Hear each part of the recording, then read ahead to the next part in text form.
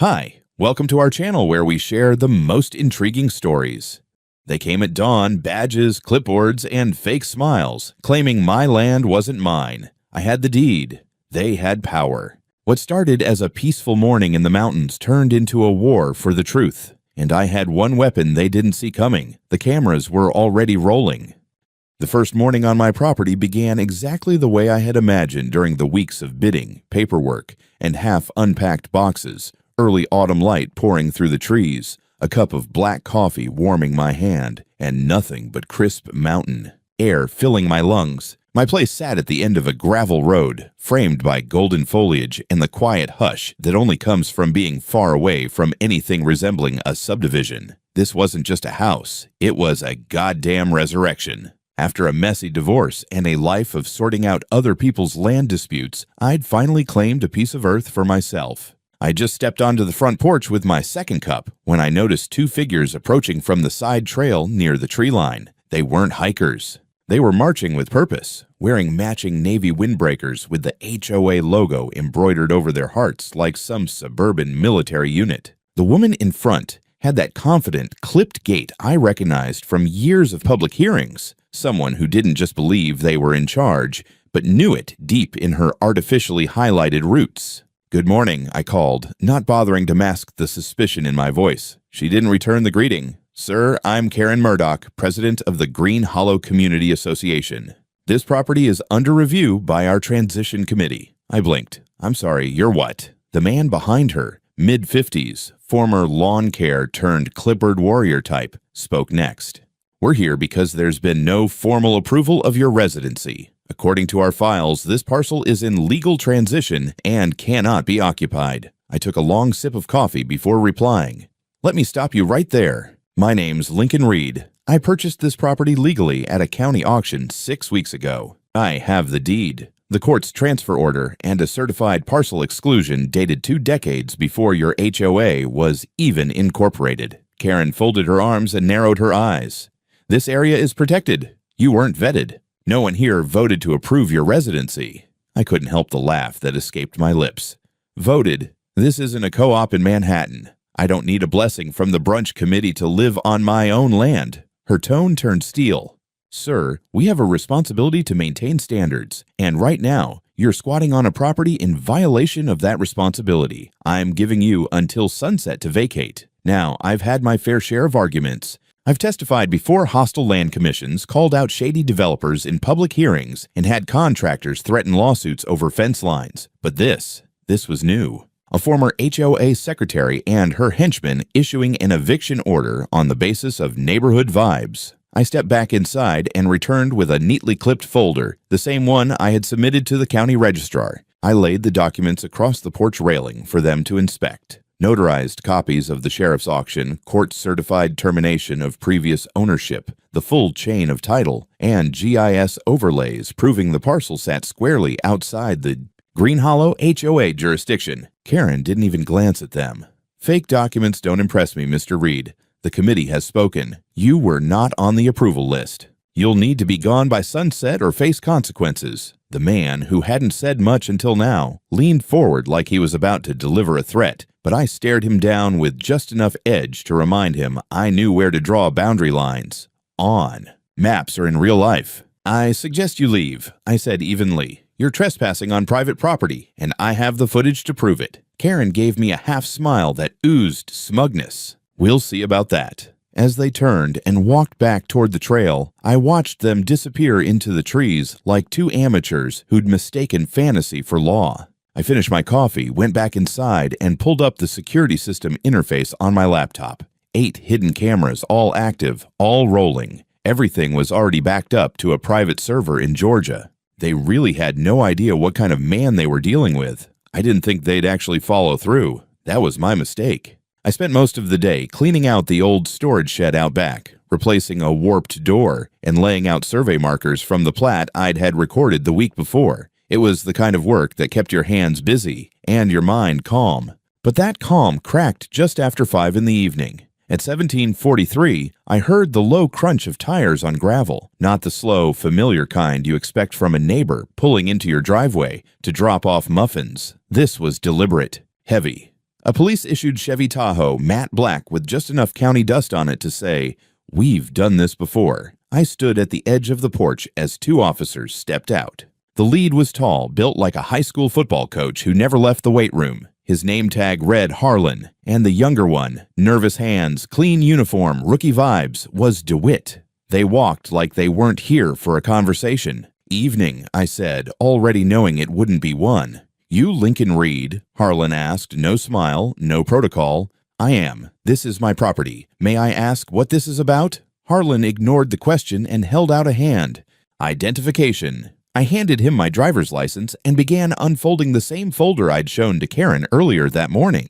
"If this is regarding the complaint from the HOA, I've already provided documentation proving this parcel." DeWitt reached forward and snatched the folder before I could finish. He didn't open it, just held it like evidence of a crime, yet unnamed. "Mr. Reed, we've received a report of unlawful occupation," Harlan said, as if reciting it from a cue card. "You're on land that's currently disputed. You'll need to vacate pending resolution." "There is no dispute," I replied, forcing calm into my voice. "This property was acquired at a county auction. I have the deed, court transfer documents, and exclusion boundaries from the land office. Everything's recorded and legal. You're holding the proof in your partner's hand." Harlan didn't budge. "You're trespassing on community-protected land. Step off the porch." My eyes narrowed. "Excuse me." That wasn't a request. Before I could object, DeWitt pocketed my ID and made a grab for my phone. I instinctively stepped back. "That's mine," I snapped. Harlan moved fast, too fast. In one motion, he reached for his belt and drew a pair of heavy-duty zip ties.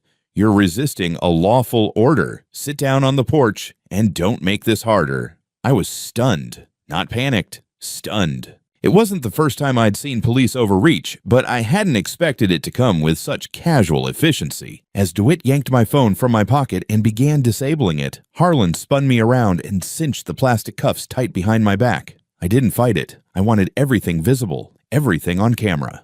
"What exactly are you accusing me of?" I asked, my voice low, level. "You'll be detained for trespassing until we sort out the paperwork," Harlan said. "Which is in your partner's hands," I reminded him. He said nothing. They sat me down on the porch like some wild squatter caught rooting through someone else's tool shed. The sun had started to drop behind the treetops, casting long orange slants across the gravel. Then I heard the sound of high heels on stone. And there she was, Karen Murdoch, holding her phone high like a coronation scepter, recording the whole scene from the road. Her voice was syrupy sweet and cruel, just making sure we have it all documented. For the HOA archives, of course. "We don't want any misunderstandings when we process the transfer of control." I stared at her without blinking. She smiled wider. "You could have made this easy, you know." I didn't reply. I didn't need to. The whole exchange, every movement, every word was being captured from 8 separate angles across my property. They hadn't disabled a single camera. They hadn't even looked. DeWitt paced nervously near the patrol vehicle while Harlan checked his radio. "Dispatch, this is Unit 9. Subject is in temporary custody. Standing by for verification." There was static, then a brief reply I couldn't make out. Harlan grunted and turned to me. "Looks like you get a pass tonight, Reed. But you're not staying here. Pack up and vacate the premises. If we see you here again before this is resolved, you're going downtown." The zip ties came off. My wrist stung. DeWitt shoved my ID back into my pocket and handed me the folder, creased now, bent like a crumpled tissue, still unread. They left without another word. Karen lingered, waving her phone like a trophy, before finally retreating back to wherever soulless people go when the day's humiliation is done. I stood alone on my porch, sore, silent, and boiling with the kind of rage that doesn't scream. It documents. I walked inside, retrieved a small go bag, locked the door, and drove to the nearest motel. By the time I checked in and connected to Wi-Fi, I already knew exactly which camera files I'd pull first. The motel room smelled like old carpet and dollar store citrus cleaner, but I'd slept in worse. I didn't come here to relax. I came here to verify what I already knew. As soon as I bolted the door and dropped my bag, I powered up my laptop connected to my off-site server and brought up the feed from the previous 12 hours. I ran the first multicam compilation, 8 hidden angles, porch, driveway, gate, tree line, backyard, inside foyer, living room, and the utility shed, video and synced audio, Crystal clear. No room for interpretation. Camera 4. Front gate. Timestamp 1742. Karen walks up to Officer Harlan just beyond the mailbox line. She hands him a manila envelope. He takes it, slips it into his vest, glances around and mutters, "Let's keep this quick." Her mouth forms the words, "He's bluffing. Just push him out." Switch to camera 2. Porch. Me, offering my documents. DeWitt grabs them without opening the folder. Audio picks up every word. Me. This is the recorded deed, court order, and property boundaries from the registrar's office. DeWitt. We don't have time to verify all that. Me. Then you're violating due process. Harlan, off screen. Karen says, "You're squatting. That's enough for us today." Then Harlan's voice caught cleanly by Mike 7. "Dispatch, we're doing it, as agreed. Stand by." It was all there. Every violation, every word, every smirk. Karen on camera filming like she was staging a trailer for a Netflix docuseries called The HOA Revolution. DeWitt fidgeting, sweating. Harlan orchestrating the intimidation like he'd done it before. I paused the playback. Then I watched it again, this time slower, frame by frame. I screen captured key sequences, exported the files into labeled folders. Bribery, evidence. Improper, search. Excessive force without. Cause, document seizure without review. I created redundant backups on 2 encrypted cloud platforms and a 3rd flash drive, which I slid into the bottom of my toiletry bag. I called Ryan last. He picked up on the first ring. "Jesus, Lincoln, I was just about to call you. I saw your message. What the hell happened? Remember when you said I should install a full audio-visual perimeter? I thought you'd catch raccoons, not cops." I briefed him quickly. Ryan was an old friend from my land surveyor days, now an assistant federal attorney for the district court. He didn't deal with petty HOA drama. He dealt with abuse of authority, civil rights violations, and public fraud. You're telling me you have video of an HOA president bribing a law enforcement officer to unlawfully detain you on property the state itself deeded over in open auction? That's what I'm telling you. There was silence. Then, "I'll call the DA's office in the morning. And internal affairs. You do not go back to that property alone until we've secured a response." I'm not giving it up, Ryan. I'm not asking you to. But from this point forward, treat this as an active criminal case. You're the complainant, not just the target. We hung up. I stared at the pause screen where Karen's expression said everything. She thought she'd won. That smile, tight, smug, performative, was the look of someone who'd steamrolled neighbors before and figured this would be no different. But she didn't know who she was dealing with. I'd mapped more jurisdictions than she'd read HOA bylaws, and I'd buried bureaucrats for a living, professionally, not literally. By midnight, I'd submitted 3 encrypted file packages, 1 to Ryan, 1 to the state's office of the Inspector General, and 1 to an old contact in the Sheriff's Department whistleblower line. I wasn't just covering my bases, I was burning bridges behind me.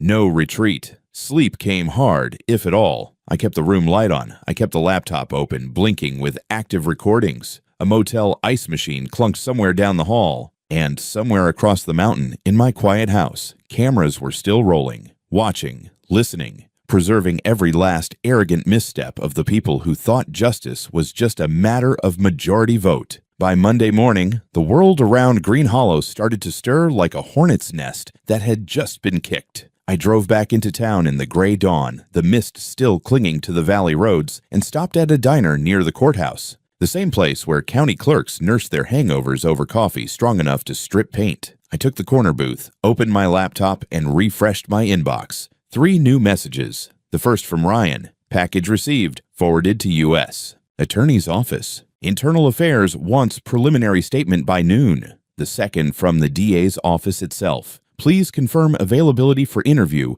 and provide copy of deed, court transfer order, and recorded footage link.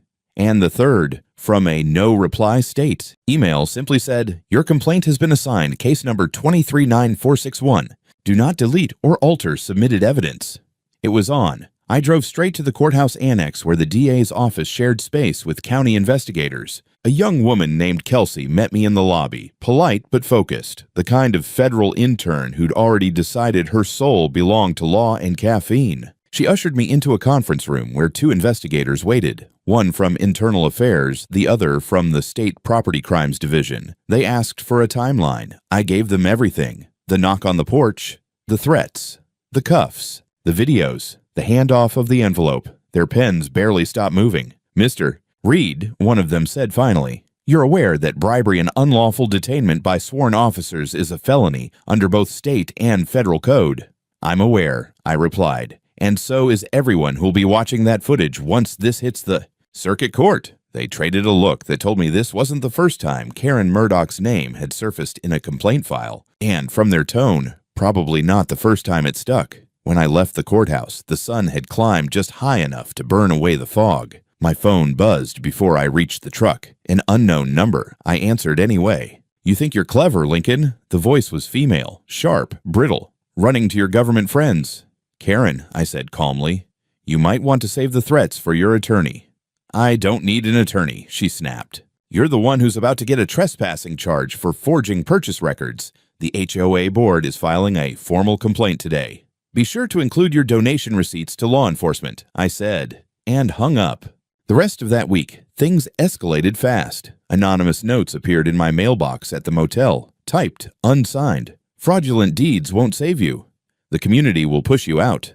I forwarded them to Kelsey and let her handle it. Then one evening, as I was getting takeout, I noticed a sedan idling too long across the parking lot. Same make and color as the HOA's security patrol car. They didn't even bother hiding the logo, just sat there, watching. It wasn't paranoia. It was amateur surveillance. By Thursday, HOA's campaign kicked into overdrive. They launched a public smear on social media, photos of my house abandoned, grass uncut, porch cluttered with trash. Except the photos were months old, taken before I even bought the place. They'd stolen them from the foreclosure listing. I responded the way I always did, with data. Drone footage of the freshly repaired porch, time-stamped survey maps, screenshots of their posts with the metadata stripped bare. I sent everything to Ryan. He called that night, sounding half amused, half furious. "They're idiots," he said. "This is textbook defamation and intimidation. The DA's office is drafting subpoenas for the HOA's email accounts. Sit tight. Don't engage them directly." I wasn't planning to, I said, though a part of me wanted to print every lie they'd posted and wallpaper Karen's front yard with it. The next morning, two things happened almost simultaneously. The sheriff's department issued a formal suspension notice for both officers, pending investigation, and the local newspaper ran a tiny headline on page 3. "Green Hollow HOA under scrutiny after allegations of abuse of power." It was short, factual, sterile, but it was enough. By nightfall, my phone started pinging with messages from numbers I didn't recognize. Some were supportive, neighbors, former HOA members thanking me for standing up. Others were pure bile, threats hidden behind polite phrases. "Best if you moved on, Mr. Reed. This town doesn't need troublemakers." I didn't respond to any of them. I just saved the messages, exported the call logs, and filed them under a new folder titled Phase 2. Because I knew this wasn't the end of the fight. It was just the part where the people in charge started to realize they'd picked the wrong man to intimidate. I didn't return to the house for over a week. Not out of fear, out of strategy. The more time I gave the investigators to dig, the more rope Karen and her board seemed eager to hand them. And sure enough, while I laid low at the motel, the gears of government began to grind in earnest. It started with a subpoena. Ryan forwarded me a copy of the court order issued to the Green Hollow HOA, demanding access to internal communications, meeting minutes, board votes, and financial transactions over the past 6 months. A second subpoena hit the county records office. This one aimed at retrieving any documents related to emergency acquisition attempts by the HOA. That was when I knew they were digging for the big one. Intent to defraud. By Tuesday, the fallout began. An anonymous source, later confirmed to be a disgruntled ex-board member, leaked emails between Karen and the HOA legal counsel. One thread, titled Accelerated Reacquisition Plan, outlined how they intended to reclaim abandoned lots by invoking nuisance statutes and managing perceptions of ownership. One email from Karen, dated just 2 days before the police showed up, on my porch read, "He's not local. No family, bought it cheap. We can paint him as a fraud if we act fast. Cops are already briefed." I read that line at least 10 times. Cops are already briefed. Ryan sent me the packet in full. 67 pages of internal collusion, with Karen at the helm like a miniature dictator with a legal pad and a messiah complex. The HOA had tried this before, too, subtly, quietly, with lesser resistance. A single mother who'd been fined into bankruptcy for failing to properly conceal her garbage cans. A retired mechanic who was bullied off his lot after refusing to join their landscaping cooperative. But I was the first one who recorded everything. And I was the first one with friends in the courthouse. The DA's office moved fast. That Thursday, Karen Murdoch was issued a notice to appear on 3 counts: conspiracy to defraud, filing false documents, and attempting to deprive a citizen of rightful property. She wasn't arrested yet, but the walls were closing in. Hard. And like any predator that smells blood in the water, she thrashed. At 3:45 that afternoon, I got an alert from my security system. Motion detected at the front gate. 2 vehicles, unmarked white pickups, had parked near the property line. 6 men in landscaper uniforms stepped out and began walking toward my front porch with clipboards and weed trimmers. I pulled the footage live. One of them was clearly reading from a document. Another pointed at the porch, nodding. And then I saw her. Karen, standing at a distance, watching from her SUV with sunglasses on and arms folded like she was supervising a damn crime scene. I called the sheriff's department immediately. "This is Lincoln Reed. My property is currently being trespassed by a landscaping crew claiming authority. They're accompanied by Karen Murdoch, who is under subpoena. I've got live video footage. This is unauthorized." The dispatcher didn't hesitate. Deputies en route. I stayed on the line watching. The crew began clearing brush along the driveway, clearly trying to create the illusion of restoration for a later false claim of abandonment cleanup. One man even pulled out a measuring wheel and started pacing the fence line like he was preparing to submit a development proposal. 10 minutes later, a sheriff's cruiser rolled in hot. The crew scattered like raccoons. Karen tried to drive off, but the deputy blocked her in and stepped out, hand resting on his holster. I couldn't hear the audio, but I didn't need to. The body language said enough. The deputy collected ID, took statements, and reviewed my uploaded footage directly from the external link I provided. Within the hour, Karen was issued an on-site civil trespass citation and warned that any further attempts to interfere with private property would result in immediate arrest. But the real bombshell dropped that evening. Ryan called with a tone I hadn't heard from him since his days at the DOJ. "Lincoln, it's worse than we thought. One of the officers who cuffed you, Harlan, he's Karen's son-in-law. She listed him as a community liaison in her HOA filings. The DA just got hold of it. She's been orchestrating a shadow enforcement network using her family and friends inside county departments." "And the other officer?" I asked. "DeWitt. Turns out he's neck-deep in debt. Karen co-signed a loan for his landscaping business last year. Guess who she promised the maintenance contract for your property to?" I let out a low whistle. Jesus, so this was a full-blown racket. "Oh yeah," Ryan said. "And now the DA wants to expand the investigation into public corruption." I sat back on the motel bed, the weight of it finally sinking in. What had started as a porch confrontation had just crossed into criminal enterprise territory. And for once, the system wasn't protecting the bullies, it was coming for them. I was back on the property the next morning by 9 o'clock sharp. The smell of pine and the crunch of gravel under my boots felt different now, less like solitude, more like a war zone with legal boundaries. I parked just inside the gate, double-checked the locks, and opened the steel box that housed the DVR backups. Still intact, still rolling. Every frame archived, every voice captured. The damage left by Karen's crew was superficial. A few tufts of brush hacked, some flagging tape tied along the driveway, and a cheap printed abatement notice duct taped to my front door, unsigned, undated, and hilariously invalid. They didn't even spell reclamation right. I peeled it off and tucked it in my back pocket for evidence. Inside the house, nothing had been touched. I walked through every room making sure. Cameras still mounted, drives still recording, motion logs intact. Then I flipped open my laptop, patched into the local network, and uploaded the most recent footage directly to Ryan and the DA's office. This time I added a note. Unauthorized HOA-led operation, attempted falsified cleanup, and evidence of forced trespass with apparent intent to claim property as abandoned. Violates SC Property Code, Title 27, Chapter 40, and Local Enforcement Protocols. Officer presence confirmed via surveillance. Requesting urgent expansion of legal scope under Public Corruption Statute. Within the hour, Ryan replied, "Under review. DA's furious. Wants full presentation package ready by Monday. They're calling this racketeering." I didn't even get the chance to sit down before the next escalation hit. A knock at the door, not the aggressive kind. This one was timid, uncertain. I looked through the peephole and saw a woman in her 60s with a clipboard and HOA badge. She looked less like a bully, more like a teacher who'd gotten lost on the way to a PTA meeting. I opened the door halfway. "Can I help you?" She gave a nervous smile. "Hi, I'm Dolores from the HOA Records Committee. I was asked to check on the status of your residency. I didn't know anyone was home." I stared at her. "You're here to what? Confirm if I'm alive?" Her eyes widened. "Oh no, nothing like that. We were just told the house was empty and undergoing transition."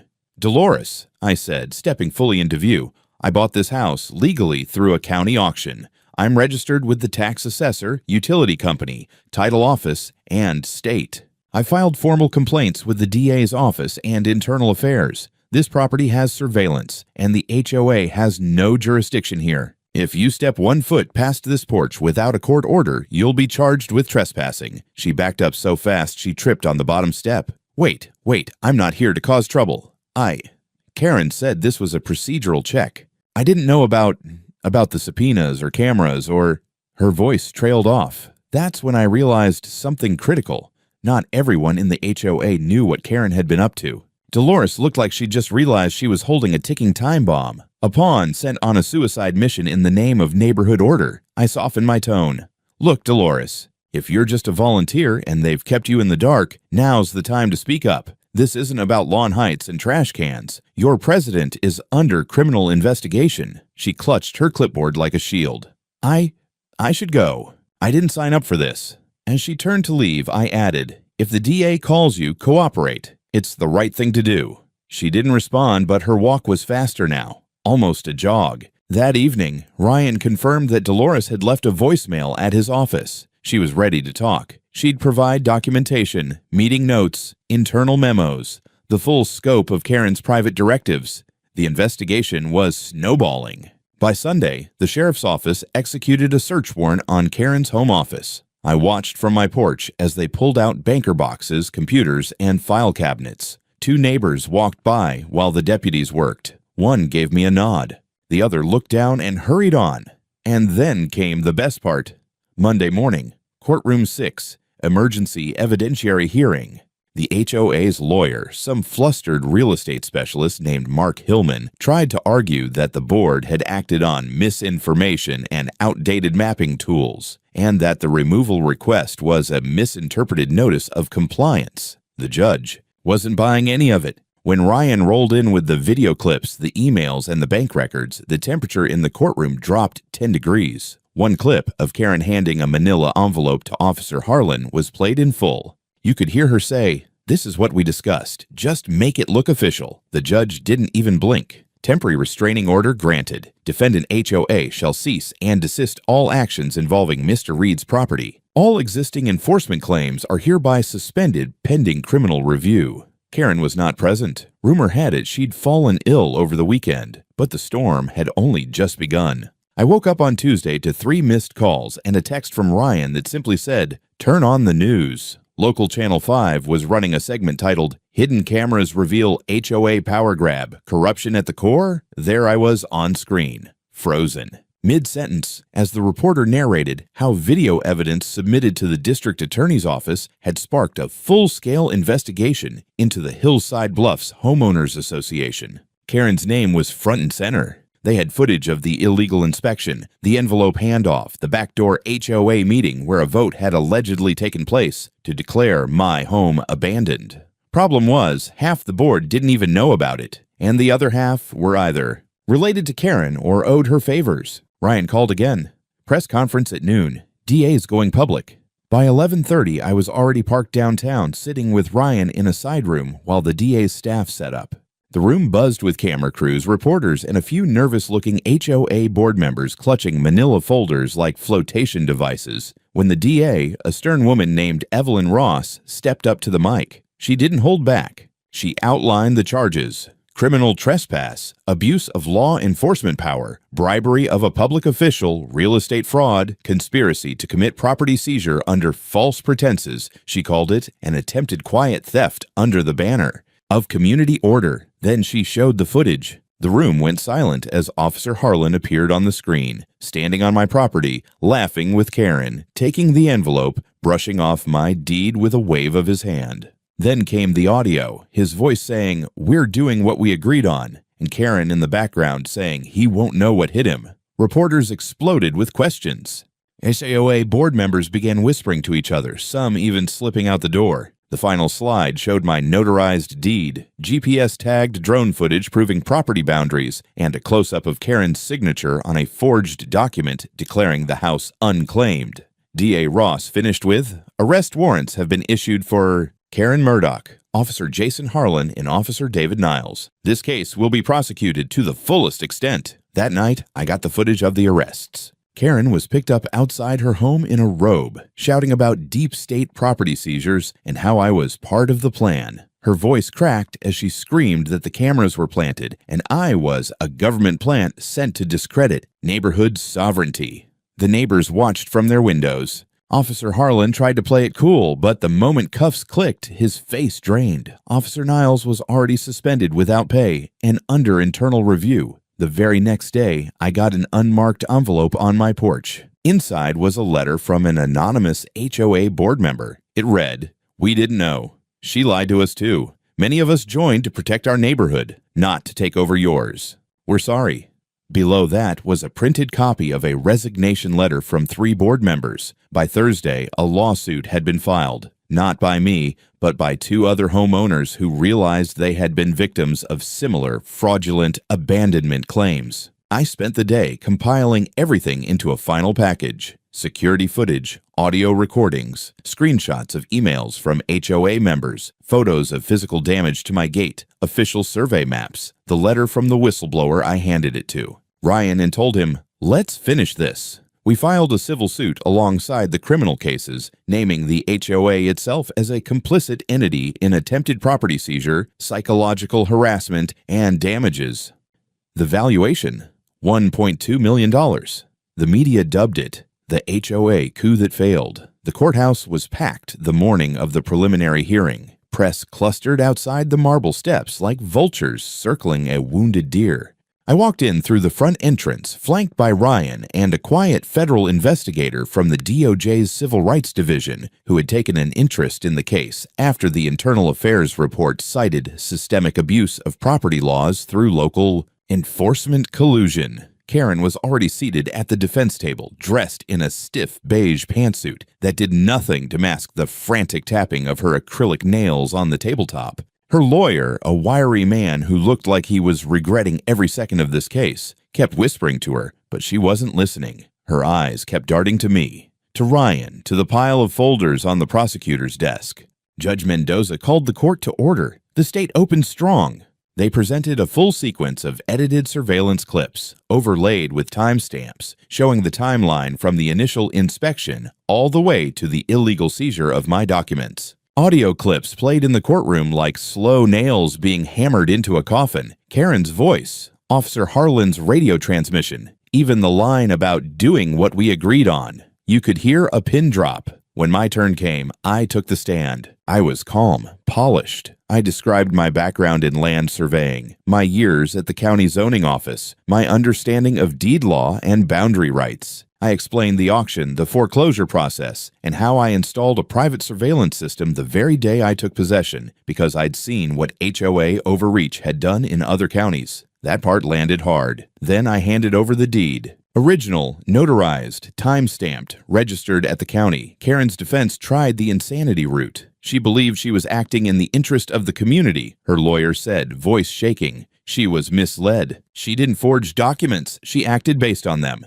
Then came the final nail. The whistleblower board member took the stand, sworn in, and testified that Karen had not only organized the false vote to declare the house abandoned, but had actively pressured them to stay silent under threat of fines and legal retaliation. One of them had already found a dead possum in their mailbox after refusing to sign HOA paperwork. Karen's face froze. After a full week of testimony, the verdict came in. Karen Murdoch, guilty on 6 counts, including property fraud, bribery of law enforcement, document forgery, and criminal conspiracy. Officer Jason Harlan, guilty, sentenced to 2 years in federal prison, stripped of certification. Officer David Niles, probation and dismissal due to cooperation. HOA, as an organization, dissolved, ordered to pay damages not only to me, but to 3 other homeowners who came forward. My civil suit landed harder than I expected. The jury awarded me $1.2 million in damages. Emotional distress, property rights violation, false detainment, legal fees, damage to reputation. They even added a punitive charge for HOA abuse of power. The house is mine. Officially, finally, legally, and publicly, I put up a new steel gate with reinforced hinges and a bold sign, "Private property, under constant surveillance, audio included. Trespassers will be prosecuted." Local news ran a follow-up interview with me.